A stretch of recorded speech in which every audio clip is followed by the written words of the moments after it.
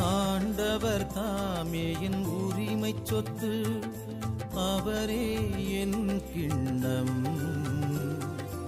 எனக்கு உரியதை எனக்கென வைப்பவர் நீரே என் ஆண்டவரே.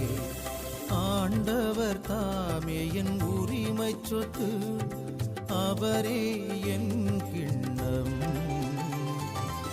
எனக்கு உரியதை எனக்கென வைப்பவர் நீரே என் ஆண்டவரே.